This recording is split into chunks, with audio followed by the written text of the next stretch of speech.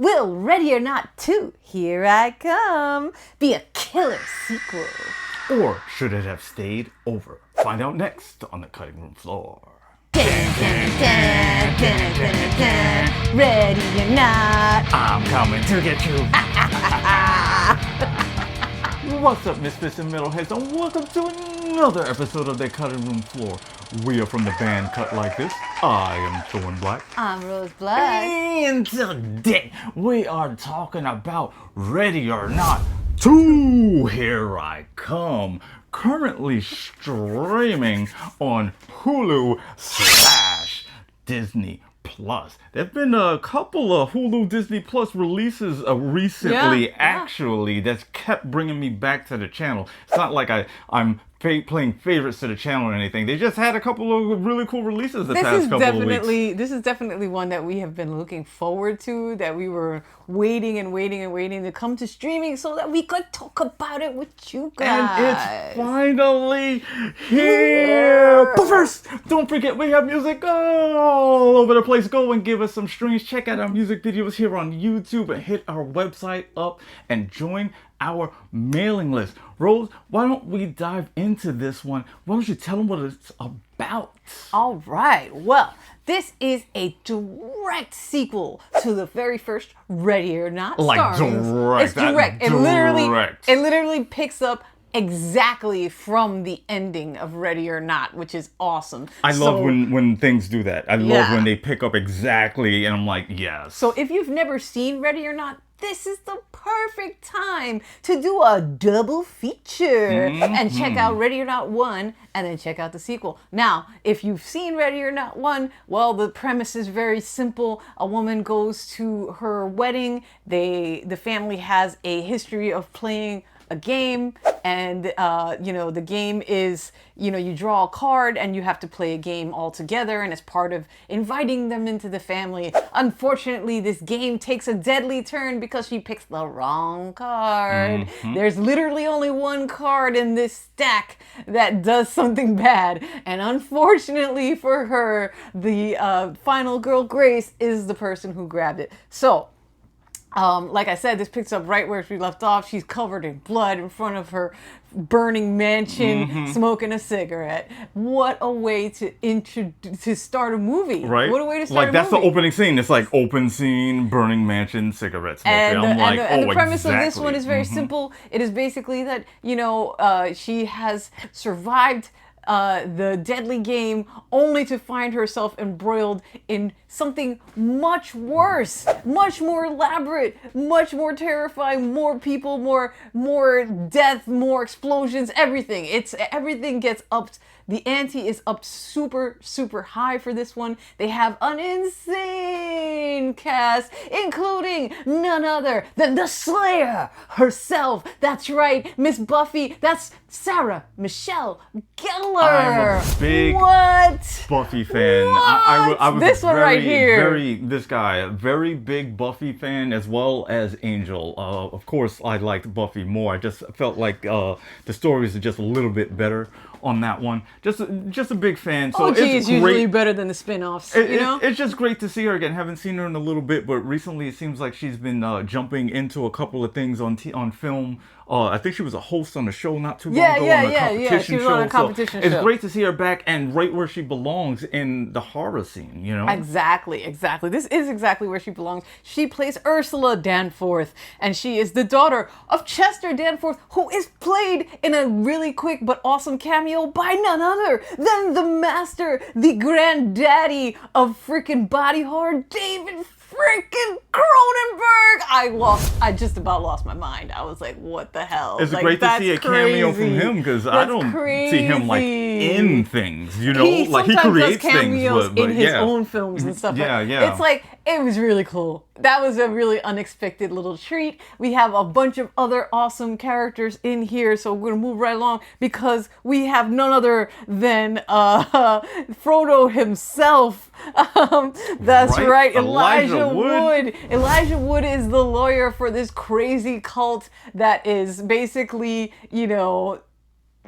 pretty much facilitates, he's like the overseer of this game and all of the legal dealings and contracts behind it, because of course the satanic panic continues and they are literally like making deals and doing all kinds of stuff to control the world. This is a wild one. This really ups the ante and shows like the global scale of what is going on in the first movie, and totally kind of expands this lore and gives you lots of really fun stuff to dig into. I think it was a really good expansion of the lore, because you kind of get what's happening in the first one, but you truly understand what's happening. They pull a curtain back this time, and it's like, oh. And just like Ready or Not 1, this is directed by Radio Silence, our favorite dynamic duo of horror directors who have done so many incredible films. They did Abigail, which is an awesome bloody ballerina vampire film, and of course they did the first Ready or Not. They've done a lot of other amazing things,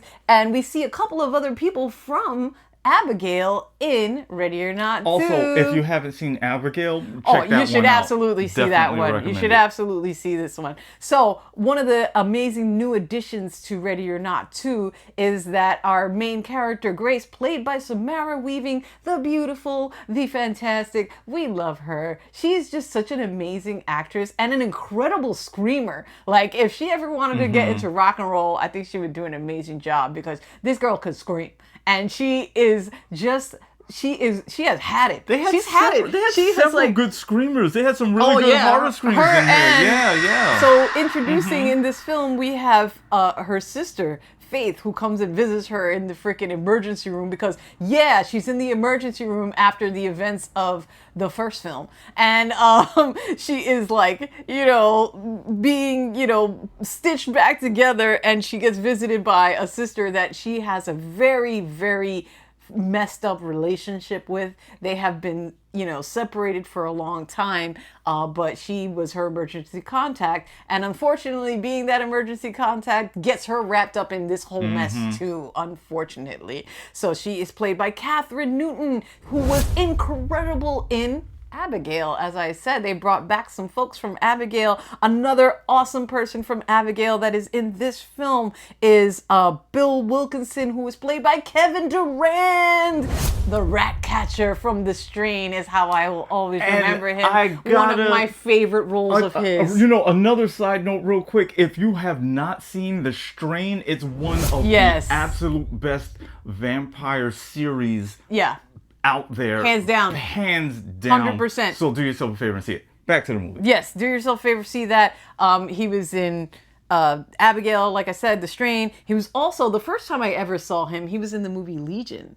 He was the angel. I remember that in movie. Legion. He was He was beautiful. Remember he was in that because that was before the other one where he really stuck out. He was to me. perfect because of his like big build and like his, he was younger at that time. Now he kind of plays more grizzled characters, but he was younger at that time, and he kind of had the perfect face and everything, the voice, the face, everything for playing this kind of dark angel character. Very well. He's aged very well. Looks great. He's a very fun. You could tell he's having a blast as this bad guy in this film. He's having a good time. Buffy is, Sarah Michelle Gellar. She's having a blast herself getting to play a bad guy. She's usually a heroic character, so it's really nice getting to see her play somebody down and dirty. Speaking of dirty, they have freaking blood cannons in this film, okay? To do the special effects for this film, they were like, okay, we're going to have all these bloody huge explosions, so we're going to have to invent something to distribute the right amount of blood. We're talking about Evil Dead levels of blood, guys. We're talking about blood cannons, okay? This is crazy. The rigging, the way that they set it up is so cool, to just like splatter everywhere, and poor Grace and Faith get splattered quite good throughout this film. Now, if you're familiar with our show, we like to rate via chainsaw with 5 chainsaws. Being a masterpiece of horror. 1 chainsaw. That's not getting you out of this game, okay? You are not getting out of this game with no 1 chainsaw, okay? So how many chainsaws? Thorn Black, how many chainsaws do you give to Ready or Not 2? I'm going to give Ready or Not 2 4.5 Chainsaw. Yeah. This is just, it's a really good movie. I love horror comedies. They carried kind of everything I loved from the first one through to this one. I love how they pick up immediately where the last one left off, and it's like no time passed. You're right here. Let's go. The story is continuing. I like how they kind of expanded the world, and it didn't feel forced. It felt like very, very organic how they expanded the world. And I don't know if there's going to be more to this series or not, but because of how they expanded the lore, I feel like it's open to more things, even if it's not the same characters or not. It's just a really cool movie, really cool action. They have some fantastic screamers in this movie for when stuff is going on. Over the top, just like violence and explosions of blood and everything. This is totally the type of movie I love. I love action, comedy, horror type stuff. And I have all of that in this one movie. Kudos, guys. Fantastic. And the cast was great too. There were a lot of like really recognizable and lovable actors in this movie. From lots of things that both of us have just seen like over time. It's just really good. It's really good. And I enjoyed it a lot. Rose, what are you going to give this one? I am going to give Ready or Not 2. Here I come. 5 chainsaws. That's right. Leave them bloody and leave them running. Because this film really gives you everything that you want in a sequel. They up the ante. They give you some amazing cameos. They have a stellar cast, all of whom are well known and loved in the horror community. So this just really brings everything to a fever pitch. Within 5 minutes, you have somebody dying a gruesome, gory death. This is everything that you could want in a sequel. I was incredibly pleased. I had a good feeling about this one because I really loved the first film. I thought that Samara Weaving was just a breath of fresh air into the horror scene. She really held her own. She really made you care because she don't care. You know what I mean? Like her attitude in this is just like, she is just so over this nonsense and these rich people and their games, you know? And it's just like, you really feel for her because she gets put through the ringer yet again. And you know that she just went through it. Like, damn, like you can't give her a chance to breathe. What? One extra thing I do have to say about this movie. I started watching it a little bit late and I was tired. This movie kept me awake and engaged the entire time. I was the worried, adrenaline rush, right? Like I was worried that I might like doze off, not because of the movie, just again I was tired.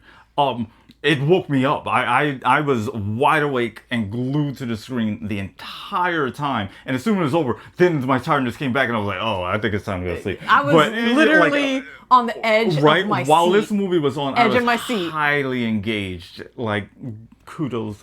Good job, guys. You have your homework for the weekend. You're welcome. I know it's the 4th of July weekend. You might be out, but you might not because it's just crazy scalding hot everywhere, at least on the East Coast. You know what I'm saying? Over here it's crazy hot. If you are staying home, then you have either 1 or 2 if you want to do a double feature. Double feature, highly recommended. This weekend, you know? Anything else today, Rose? I think that's good. We're just going to wrap it up then. Once again, like, subscribe, follow. We are from the band Cut Like This, and we are out.